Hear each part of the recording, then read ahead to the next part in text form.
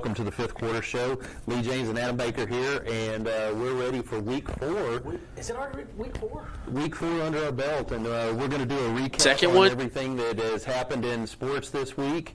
But before we get to our sports news and talking with the coaches joining us tonight, we got some young athletes that we want to recognize. We do indeed. So joining us tonight, we got Coach Weber of the women's volleyball team.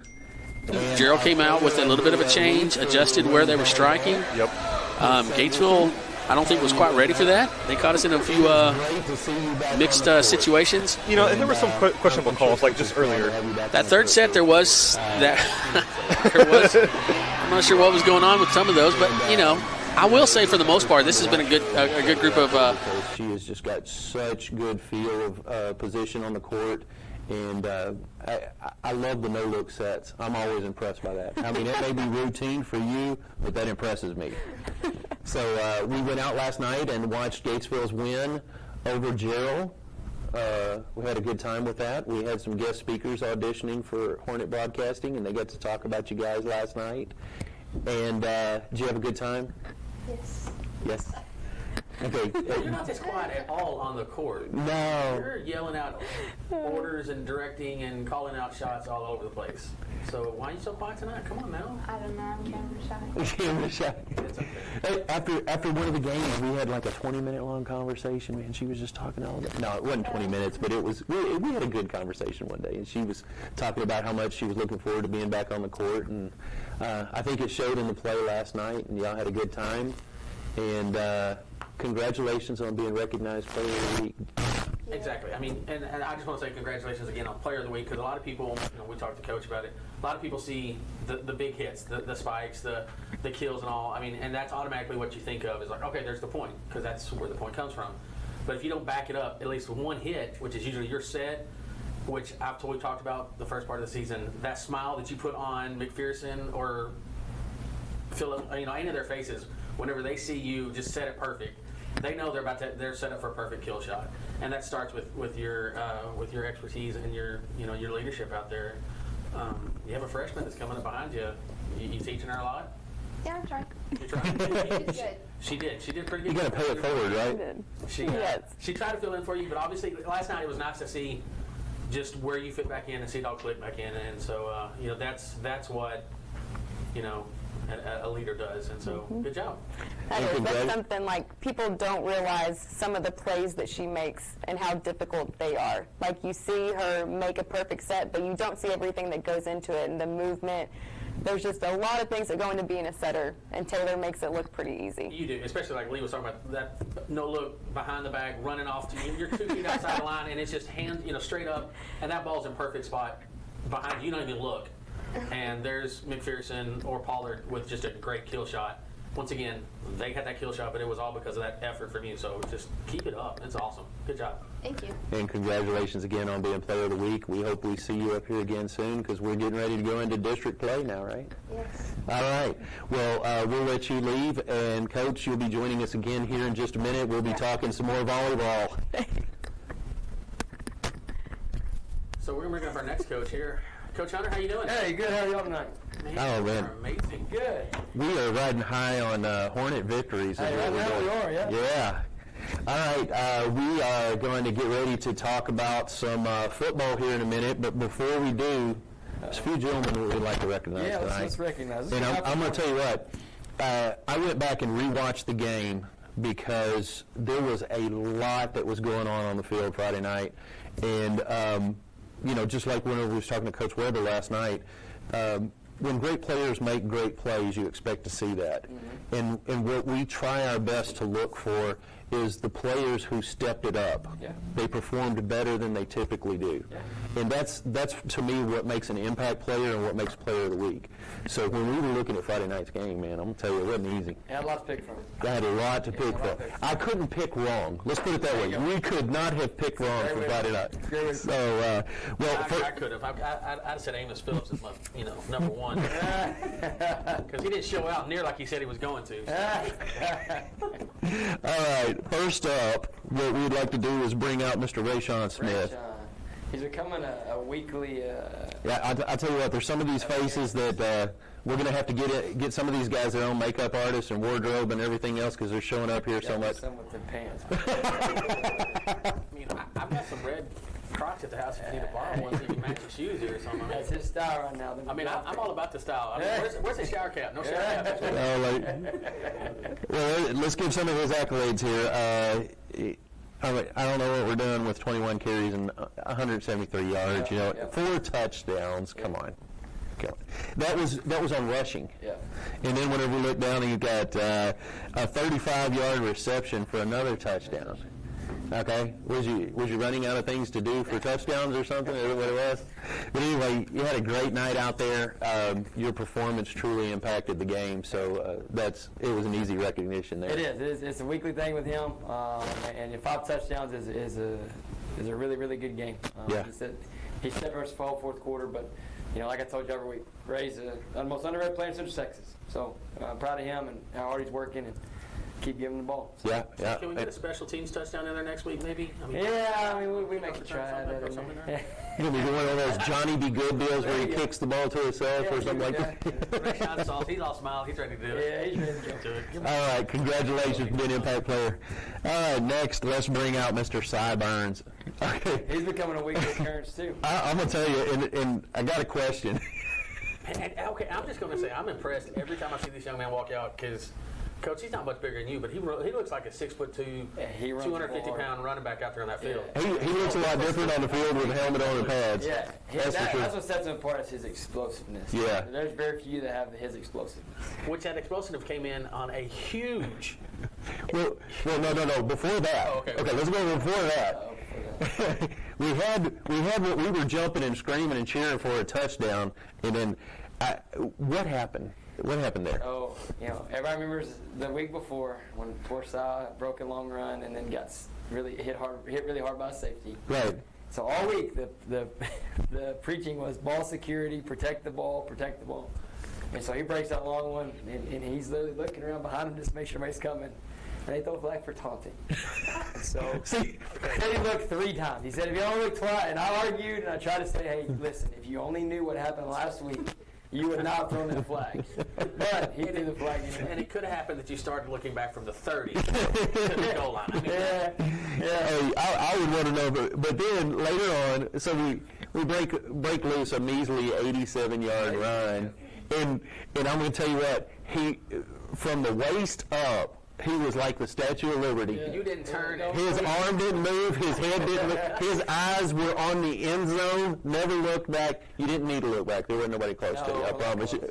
When he breaks through the front line, if you're not there, it's a touchdown. He can go. And he did it all last year on JV, and we knew going in once we got him comfortable, and he's starting to get more comfortable. And so he's definitely going to continue to get more touches, and that 1-2 punch in the backfield is really good to have. Well, that second gear you've got, Si, I'm not going to lie, it's impressive. Once you get to that, it's fun to watch. You get to the linebackers. If there's nobody making contact at the linebacker level, it's going to be a big yard play. You see him on the track too. Track's pretty impressive. Yeah. Well, it was a mild 10 carries for 126 yards. I mean, come on. And then that 87-yard breakout for a touchdown. Hey, congratulations, man. We enjoy watching you play. 180 yards average. Not bad. Okay, let's bring out Mr. Phillips. Amos. Yeah. Famous Amos. Famous Phillips. This is another one that's going to need his own wardrobe crew and makeup and everything. His helmet's about to be full of stickers. Yeah, you betcha. I like the ones on the back right there. The ones on the back right there, I'm just enjoying the daylights out of it. Look at that. He's filling it up quick. So he promised us on last week's show that he was going to go out there Friday night and really turn it out. Yeah. And, we're talking about 6 receptions for 90 yards, 2 touchdowns, and that was on the offensive side of the ball. Then, he does the Amos thing on the defensive side. Coach puts a little enchilada sauce on the ball, and he chases it down and sniffs it out, knows where it's at, makes big tackles. Yeah. 8 tackles, 4 assists, 3 tackles for losses, and 2 sacks. Which one of those sacks was just perfect. It was textbook, through the line. Quarterback never had a chance. He's so great. And then the shoestring tackle. And he was wide open on the right side. He had nothing but grass between him and the end zone. So good job there. So you got dog hunting again this week, right? Oh, yeah. Yeah, back-to-back Bulldogs, man. Yeah. Did you bring the net and everything so we can put them in the dog pound and go? Yeah, I got you. I haven't seen a defensive touchdown from you yet. So That'd be nice. Yeah, you're holding out on us, aren't you? That'd be nice. It'll happen eventually. I like that. All right, congratulations once again. All right, we got a new young man here. Yeah. It's a new face here, That's a right? good one. Number 68, Brody Brown. Come on out. Come on. Brody. Okay, now for me, this is one of those things that we looked at right here. Mr. Brown had a total of 5 tackles, okay? But Newbie. the impressive part here was a forced fumble, Yeah. okay, and then 2 sacks. So whenever you put that all together with his total tackles and everything, even though they're not like just outrageous stats, these are stats that compiled in for a young man that typically doesn't get his name called that impacted the game. Huge impact. And Brody's a sophomore, and I'm glad that he's up here because he's one that we have a really high future on. He came as a freshman last year, and he just did things a little different than everybody else. So we knew, like, man, he has a good off season, and he's done that. And he rotates in on the D-line. Our D-line is really good, and he's the guy that rotates in on there. And he made a ton of plays. We give an alpha award every week, which is kind of like somebody steps up. Somebody steps up on the defense side of the ball and makes plays they normally don't make, or plays that stand out. And he did that Friday. And so I'm glad y'all recognized him because really proud of him and his growth. And he gets better every week. Yeah. So I think by the time we get in the district play, he's going to be humming and be a part of that defensive line that's causing a lot of issues. Well, here's the thing. Put that sticker on your helmet and then come back and earn more. That's right, Garnes. All right. Congratulations. All right. And the big winner of the week. This is a good one. I'm proud Hey, of this is a big step up right here, Mr. Garrett Keaton. G-Rig. I tell you what, man, we thoroughly enjoyed watching what he did Friday night. I'm just watching week after week his control, his presence in the backfield, taking the snaps, making plays, and it's not just about the passes and the handoffs. I saw so many lead blocks. Oh, he does it all night long. Yeah, I mean, I don't know if people watching at home truly realize what he does once the ball gets out of his hands. That was a lot of what I noticed Friday night. In addition to, 75% completions on your passes, man. It's getting better. I like it. No, we opened it up. Coach Janey opened it up, and we put up some new formations, and we saw the defense, and we thought we could expose some things. And we did that, and we worked all week on it. But, yeah, this is one of the leaders of our team. So when you talk about a heart and soul of the team, this is him right here. This is the guy that shows up every day, works hard, has been put to the fire a little bit early in the season with the snaps and everything else. But he responds every day. And you don't want anybody else leading your offense than this kid right here because he's a captain, he's a leader, and he's a fighter. And so that's what you want. And like you said, the passes, yes, but the lead blocking on that long so that Ray can rush for 170, so Cy can rush for 120. That's all because a lot of times he leads in the hole or he blocks off the edge on the backside. I was about to say I don't want to keep going on there with that blocking part, but that can't be stated enough. No, though. it's huge. And it's not to take away from a lot of quarterbacks, but a lot of quarterbacks get out there and they just throw a little shoulder into them, or it might be a bump that's called a block, and you would level in a couple of those guys. I mean, there was a couple of those defensive ends came around the corner and did not expect to see a quarterback in their clock like that. So. He does do some of the shoulders sometimes, and he gets an earful. Yeah, I bet he does. Yeah, Well, 210 yards passing. Longest was 38 yard and 3 touchdown passes. Yeah. Man, way to step up, man. And calling the play, leading the huddle, that's something other people don't think about too. Yeah. And he gets the signal, gets the formation, gets everybody lined up. A lot of motions, a lot of shifts, a lot of things going on. So proud of him. Glad he's our quarterback. All right, congratulations. We hope to see you back soon. All right, we're going to let the coaches grab their seats now and take a seat. And Adam? We got some stuff going on here. Yeah, go ahead and start breaking out the news for them. Oh, breaking out the news. Wednesday's results. Cross country, the junior high's team results at Robinson meet 8th grade girls first, winning their 3rd straight meet title. All right, and then football for the JV Black and McGregor, 28-0. Yeah. Wow, Coach. That's great stuff right there. Then JV Gold, 34-14. And then, unfortunately, JV White lost in Moody. So that was a tough one for them. But overall, good job there for them. And then the Gatesville Junior High scores versus McGregor. 8th grade A lost, and 7th grade A won, and 8th grade B won. All right, so that's going to bring us up to some of our key dates we've got coming up. So September 27th, volleyball district opener. Coach Weber will have her girls over at Waco Conley. Then October 7th, GHS hosts its District 23-4A high school, junior high cross country meet. October 11th, football has their district opener here versus Waco La Vega. So then we've got girls basketball for their workout starts at 16th. I cannot believe we're already talking about basketball. Crazy. I know I'm excited about it, but I agree with Adam. It's crazy. We're already talking about that coming up. Then we've got the 19th, October 19th is the GHS Athletics Hall of Fame banquet. The 23rd is going to be the boys' first basketball workout. And so that's some of our key dates we've got coming up. And then we got some junior high volleyball, Gatesville versus La Vega, 8th grade A1, 8th grade B1, 7th grade A1, and 7th grade B1. So we call that a sweep. Clean sweep. Right, that was a clean sweep. And then Tuesday, the varsity tennis matchup with Brownwood was postponed due to weather. They're going to make that one up tomorrow, 4 p.m. It'll be varsity only on that. So if you want to check out the tennis, that's where you got to be at 4 o'clock just to watch the varsity. And then last night, go ahead. No, I was excited. Last night we just talked about it. Coach Weber was here with our player of the week. But Gatesville did defeat Gerald 3-1. It went 25-16, 22-25. 25-16, 25-20. That is their final, like I said, non-district game. We'll go in with Conley next week. So, or Friday, not next week, this week. And then the final two that we got in other news, girls golf. Avery Streetman has verbally committed to continue playing golf at LeTourneau University. Not a lot of people know about LeTourneau, but it's... Do you know where it's at? Yes, I do. That's where my future son-in-law is going to school at right now. Yeah. And then the football tickets for Friday night's game, or this week's varsity junior high game at Burnett must be purchased online and can be purchased at the gate with credit card only, no cash. So there's a link on the Gatesville website that you can go to if you want to pre-purchase those tickets. If not, take your credit card. What's in your pocket? No. All right, so it's fun times now. Y'all on the green screen. We're on the green. Your green screen. We've got the game going behind you. Football. Football's on right now. Football's on right now. It'll bounce back and forth once we get through this. We got a little volleyball, a little football, so people could see all of the action that happened last night and Friday night. And Nice. yeah, it's all about the wins, the W's. And district is right around the corner for both of us. You start your district on your next play. We've got the game against Burnett Friday night, and then we'll have a bye week, and then into district. And it's going to be a big road there ahead of us. Volleyball, how do you feel that we have done pre-district so far?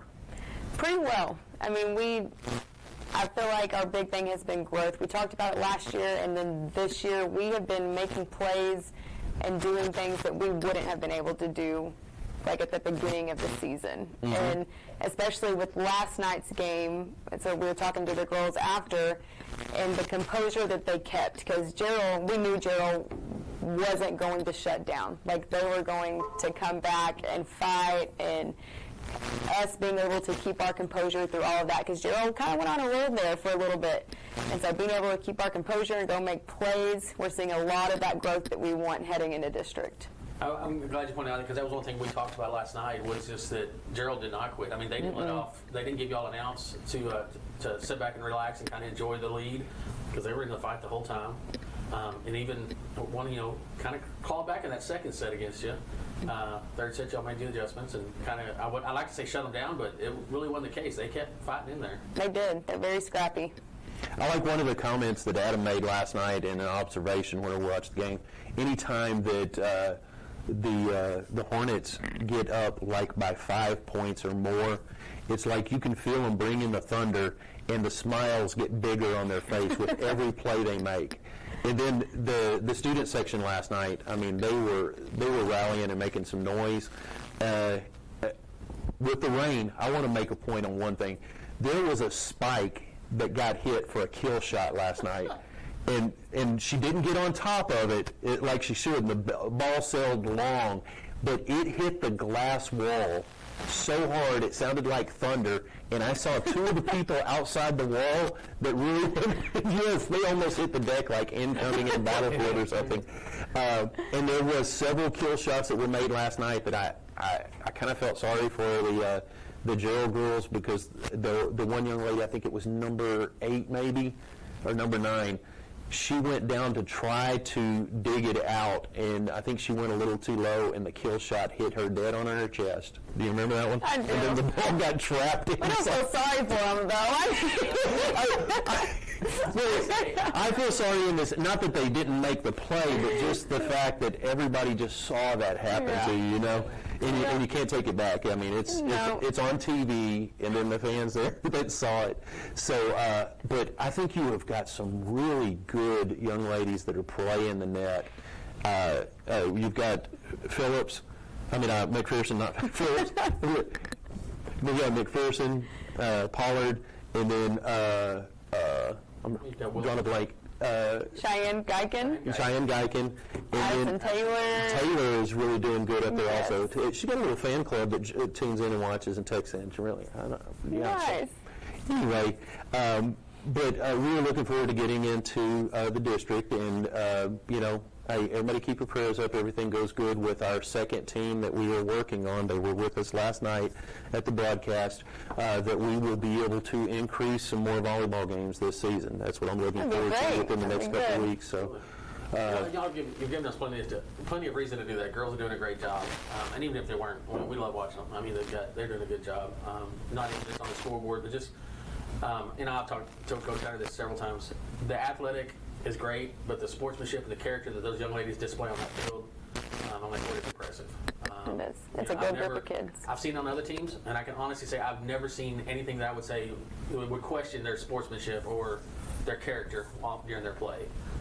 So that's impressive. That goes a long way for what both y'all are doing here with the student athletes. So. and then one last thing before we get to Coach Hunter here. That program is top-notch A quality.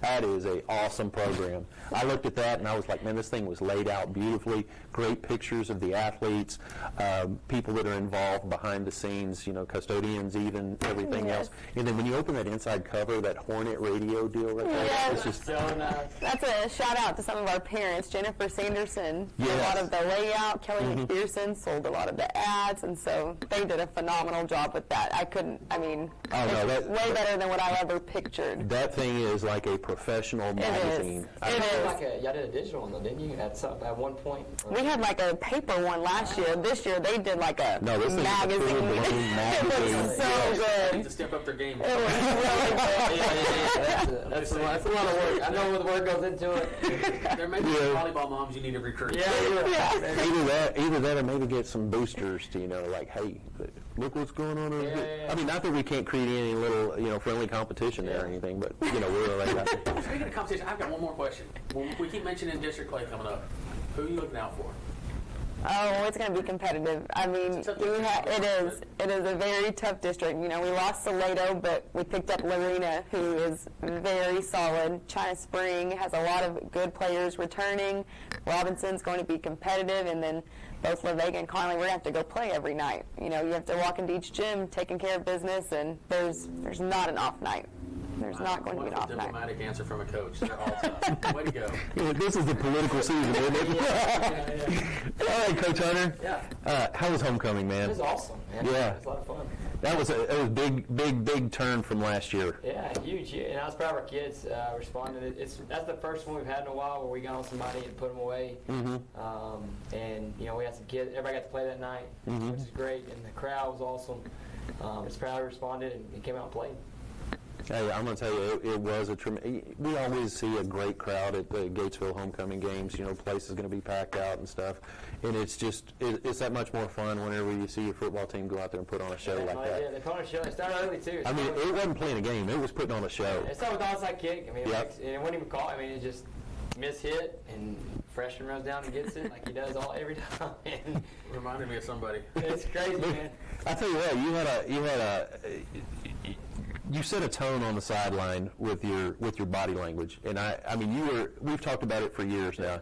You have got a bounce in your step and the energy on the sideline that I think is infectious to the players. Well, I think they feed off that. Down. Excitement is hard to tone. Excitement is hard to tone down. Hey, as much as I agree with Lee there, I haven't seen the high jumps that you Yeah, do. I'm getting The old, chest man. bumps. I'm getting old. Got a newborn baby at home. I'm going to tell you what I enjoy though is when we hold up the question mark in the booth, you know, we see Coach Hunter go over there and goes up to the white hat, hands go behind his back and a little cross, but we see. You see the head language, you know. Oh, yeah, I'm sure it's very nice. It's very nice casual. It appears very casual. Yeah. What are they doing for dinner? You know, just asking simple questions. All right, well, we got Burn It coming up Friday night, our second of the Bulldogs, and tell the folks a little bit what they can expect to see out of the Bulldog team. You know, we've seen them on the track. They really kind of impressed us last spring. Went to a lot of track meets with them, and I think they won every single track meet that they went to that we were at. And had good-looking kids. They work really hard. This is Coach Spears' first year, and then they got a solid team. They're a lot like us in the sense of you know, take pride in being well coached and very sound in what they do. They come up with new stuff every week, new offensive schemes, new offensive plays. So you know, we're going to see something Friday that they haven't shown. So it's going to be our kids making adjustments, our coaches making adjustments, and it's going to be a physical football game. So it's a really good test right before we start our district play. And that's typically, you know, the way Burn It is it's always a challenge. Yeah. I mean, because you never know what you're going to get down there. Yeah. Solid, and they got good numbers. I mean, we're playing them, all four of our teams are playing them. They got you know, 3 sub-varsity teams like we do. Okay. And they got quite a bit of varsity kids, a lot of juniors and seniors, and so you know, they have really high expectations this year, and so do we. And so Now, that was the stats right on them. Are they going to be more of a run-heavy? they kind of do whatever it takes to win. Okay. And that's what makes them so tough. You know, they've come out and they've thrown the ball some, and then they come out and they've ran the ball a lot. So it's kind of like us. You know, how do you get one more point than they do? I'm very, very impressed with their coaching staff. They do a really good job. And so we got to work it out for us, but like I say every week, it's about us, and we got to go out there and try to find a way to have one more point than they do, and keep it close at halftime, and then pull one in the second half. Anything else? I was just waiting to see if you had anything else. Hey, I want to tell you, it's kind of funny because the team that Coach Weber faced last night, that was a first-year coach for that team, and you got a first-year coach for the team that you're facing. He was a coordinator before, right? And got promoted. So. But first-year head coach, you know, and you know good and well, it does change some aspects whenever you go from coordinator to head coach. You know, there's implementations that you were a member of a team with, and there's implementations that you have to make changes as a head coach to indoctrinate your own way of play. Yeah, I mean, everybody has their philosophy, and I think Coach Spears done a great job of that. I mean, his kids play really, really hard, and so that's the first thing you look at, and I'm sure Coach does the same thing. When you look at a program and you're looking at how, you know, first thing I watch when I watch film is not scheme or necessarily what they do, but how hard do they play. I tell guys all the time, I want people to put on film of us and say, man, they may not be the best athletes, they may not, you know, run the best schemes, but they play extremely hard and they play with a ton of excitement. And so when you see that, you're like, yeah, they're doing something right. And so that's what we try to do, and I know that's what Coach tries to do. But that to me is a testament of the program. And then, you know, watch the sideline. Watch how they do when things go good. You know, watch the coaching staff. Watch how they respond after a mistake. That says a lot about a football team, because a lot of teams, you know, lose games whenever they make mistakes and they don't rebound from that. And so we challenge ourselves on that all the time, and Burn It does that very well. So we've got to work it out for us. Okay. So you just mentioned something there, and whenever Lee threw up, changed up our organization tonight, how we have both of y'all sitting in the chair there, and you side by side, and you just mentioned watching. And I've seen both of you at each other's games. I've seen Coach Weber at the football games, obviously. I've seen you at the volleyball games. So I'm going to put you in the hot spot. Watching the other coach, is there something you've seen? What do you notice from your counterpart out there on the field? Kind of what y'all mentioned earlier, how excited he gets. Like, he is hooping and hollering, and it reminds me of Coach Myers. If you watch Coach Myers in the game, how she gets up and she shoulder bumps and does all those things. Not many volleyball coaches do that, I'm going to be honest. But I love it, like seeing the way you are with the kids, and they feed off of that. Yes, they do. You know, they do. No, it's all of us. It's just the whole coaching staff. We all have a good time. So. Tone it down a little bit. That was actually a really good question. And speaking of really good questions and stuff, we are at the end of the show, and we always like doing these questions here. And I got two of them here, so you get to go second. She gets to go first. Let's go back to the year of 2009. All right, tell us a little bit about the most memorable moments that you had in your first regional tournament trip? Oh my gosh.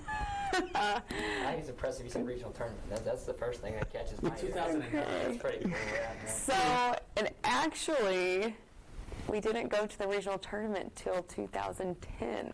Is that right? That is right. Ooh, fact check right there. Yeah. You got it. So, I'm gonna have to fact check that one with my sources. Never gave it to we you. went in 2010 and then 2011 Yeah.